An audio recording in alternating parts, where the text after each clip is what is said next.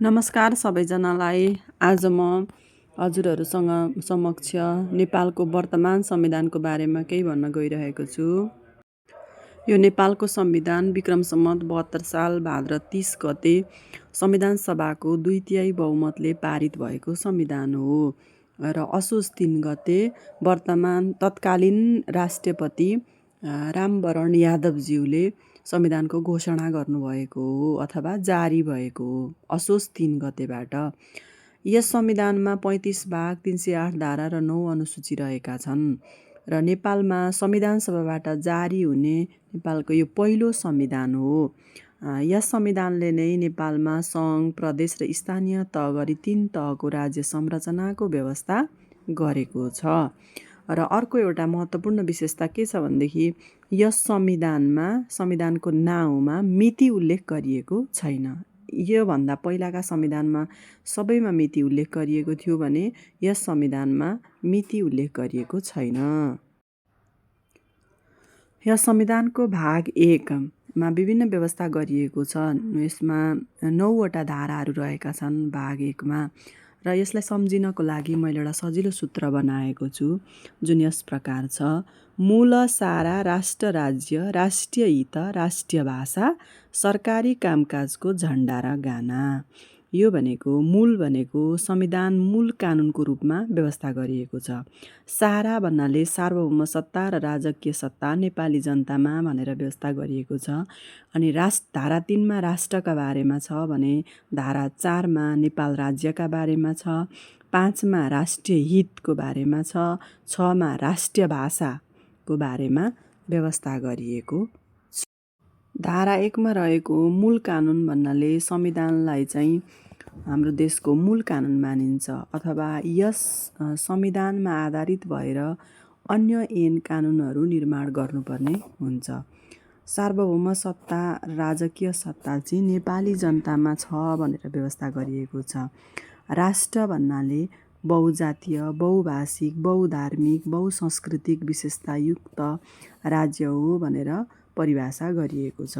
त्यस्तै नेपाल राज्य एउटा स्वतन्त्र, अविभाज्य, सार्वभौम सत्ता सम्पन्न, धर्मनिरपेक्ष, समावेशी, लोकतन्त्रात्मक, समाजवाद उन्मुख, सङ्घीय लोकतान्त्रिक गणतन्त्रात्मक राज्य हो भनेर व्यवस्था गरिएको छ।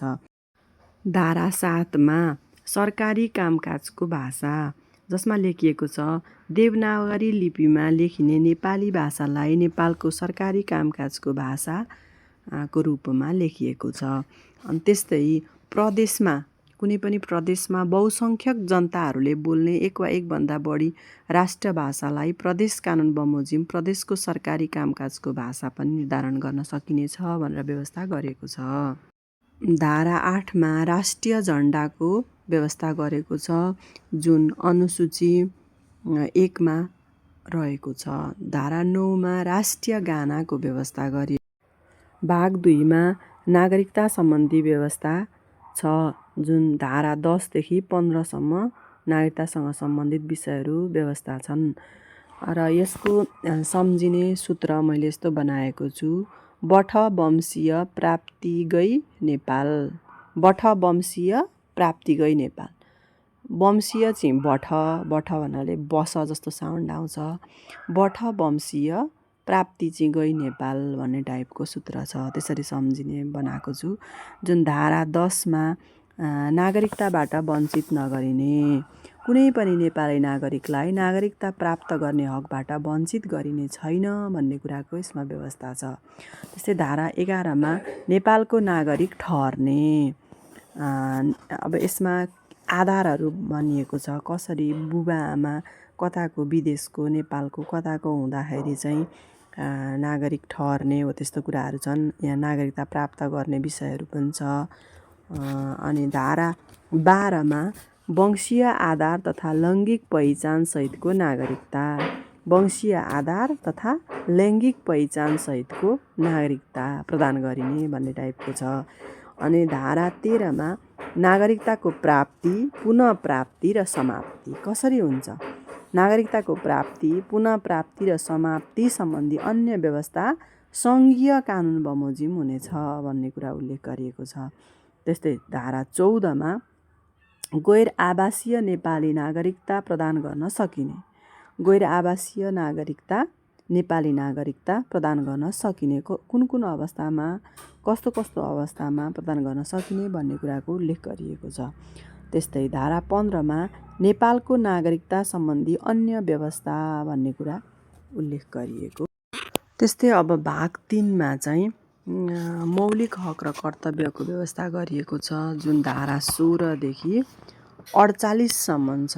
एकदम व्यापक मात्रामा 31वटा मौलिक हकहरूको व्यवस्था गरिएको छ। धारा 46सम्म हकहरू छन् र 47मा चाहिँ उक्त हकहरूको कार्यान्वयनको व्यवस्था गरिएको छ भने 48मा नागरिकका कर्तव्यहरू भनेर उल्लेख गरिएको छ। यी सबै 31वटा मौलिक हक र नागरिकका कर्तव्यहरू, यिनीहरूलाई चाहिँ कसरी याद गर्ने भनेर एउटा सूत्रबद्ध तरिकाले म यहाँहरू समक्ष प्रस्तुत गर्नेछु, तर अर्को भिडियोमा।